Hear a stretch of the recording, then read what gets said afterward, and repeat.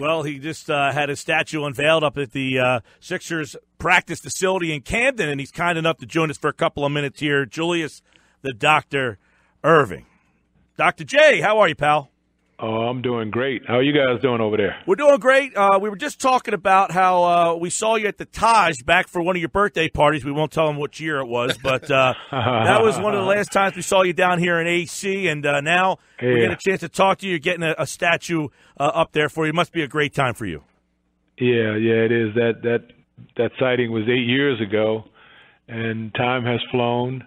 But time has gotten a chance to fly again. They did a sculpture, and it got me in there looking like a 25-year-old or whatever with flowing hair. It's really done very, very well, and it's one of my signature moves.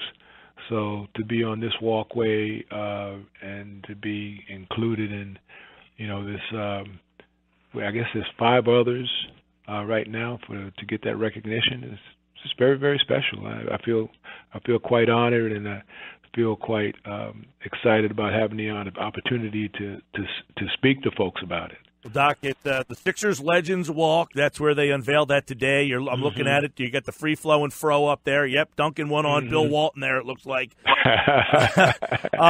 Could have been Bill, or could have been like 1,000 other guys. Absolutely, and obviously, the game has changed so much, and I love getting a chance to talk to a guy, 50 greatest players of all time, and get your take, because I know you were at the game in Atlanta the other night, and getting a chance to see today's game and comparing it to when you guys were scoring a bunch of points, free flowing all over the place. How the game has changed so much. Yeah, it has. I mean, people always ask me, well, how would you fare in today's game? And I'm like, a lot of it looks like a game over at Rucker Park. It's just like, all right, if you grab a rebound and you bring it down and you make the play happen. And lots of times, people end up just calling their own number. So I'm kind of surprised at the disparity between the teammates get no touches versus a team like Philadelphia, where almost everybody touches the ball because of Ben's ability facilitating the fact that Joel is a very good passer, and all the players on the floor are charged with that responsibility of helping to make their teammate better. So it's going to give us a tremendous advantage in the playoffs that we do share the ball, versus the teams that pretty much rely on one-on-one talent. Now, Doc, we know you follow today's NBA, and when you see Ben Simmons, Joel Embiid, they're both special talents, but do they remind you of anybody from your time? You talk about passing the basketball, nobody better than Ben Simmons, and then Joel, because you played with a big guy like Moses Malone, but Joel's a little special and different. Yeah, he's different than Moses, but when he's working the boards and he has that look of determination in and around the paint or whatever, he's very much like Moses. A dominant, a force to be reckoned with. There are just certain guys who have that, knack for being where the ball is, and Joel has that and some, because he can stretch the defense by going out and facing the basket, shooting the three ball, or making a play from the top of the key. And he's definitely a better passer than Moses was, but he's had the benefit of having Moses go before him and seeing what so many players have done before. So I don't allow for guys to use as an excuse that I don't know how to do something, because the game continues to be a repetition of what has happened before. It's just that you have to challenge it and try to take it to the next level. And, Doc, I laugh because Embiid, you mentioned Moses, but he's also, another guy we probably can't even compare him to. Could you imagine if, would Billy Cunningham let him go out there and shoot threes back in 83? If he makes them. But that makes him such a special Billy talent. Billy probably be saying, no, and then the ball goes in. He's like, okay.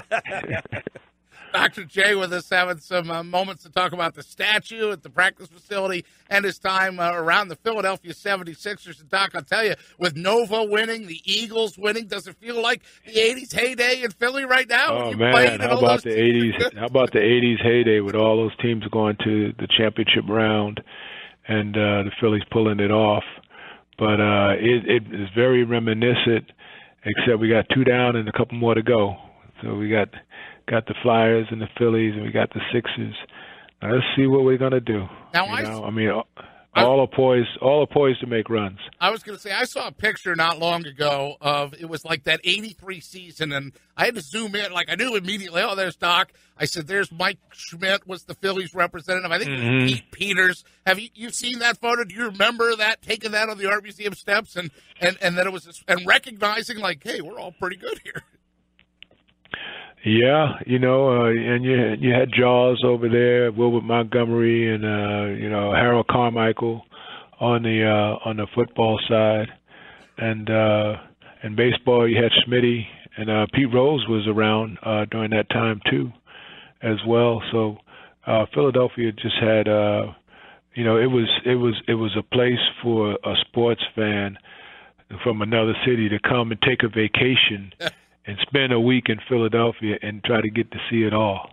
Dr. J's with us here. An honor to have him on. Now, you just mentioned Nova and obviously the Eagles. What can today's Sixers team do? Are they a year or two away, or do you think that they're ready to make some noise with this team? I think they can make noise with this team. I mean, I think if you're able to go out and win 10 games in a row in the NBA, then you have a team that should be viewed as a potential contender. That's just it. That's just the bottom line. I mean, nobody does that. I mean, there's only a handful of teams that do it, but nobody who is not a contender or in contention does that. Hey, Doc, I want to leave you with this because back in your time, it seemed like everybody, the Lakers and the Celtics, they got their 30 for 30. It seems like people forget that the Sixers were the team to be reckoned with back then. Do you feel like your team sometimes gets lost in the sauce around the Lakers and the Celtics? Yeah, we get lost in the sauce, but I think the recognition by the players, our opponents, young players on the rise, who have the same goals, who understand how high our standards were, or whatever. Those are things that are ultimately more important. And when you talk about basketball history, lots of times it becomes his story. So you got to look at who's putting those stories out there about the Lakers and the Celtics, and to forget about the Bucks, how good they were, and how good the 76ers were, or whatever. But we can't forget. And Brett Brown spoke at the ceremony today, and he talked about the lineage connecting all the way back to Hal Greer and Wilt Chamberlain and Billy Cunningham and others, and the that Philadelphia, he used the term, was royalty in terms of pro basketball, and I kind of like that too. So you probably hear more about it in the coming weeks. Well, we know, and by the way, you mentioned the Bucks. I think that was your last game at the Mecca in Milwaukee against the Bucks, and I remember watching Doc and these superstars playing together, much like you guys before them. This team looks like they're having a lot of fun, just like your teams look like, and you just talked about. Ben Simmons and Joel Embiid. Hopefully they give us a run like you guys were able to do and take over the city like that 83 team. Dr. J, he's got the statue on the Sixers Legends Walk. If you're going to the game tonight, you'll see a T-shirt with a fresh Dr. J fro, and he was kind enough to join us here for a couple of minutes. Doc, we appreciate it. All right. Multiple runs. When you say runs, multiple runs. Let's hope. Thanks, right, Doc. Let's hope.